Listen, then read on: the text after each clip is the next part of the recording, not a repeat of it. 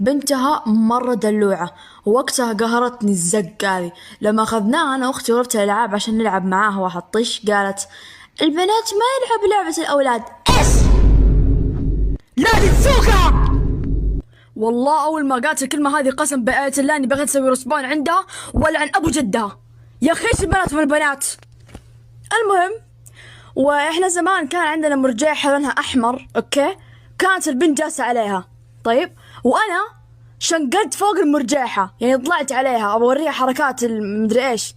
راحت قالت البنات ما يسووا كذا.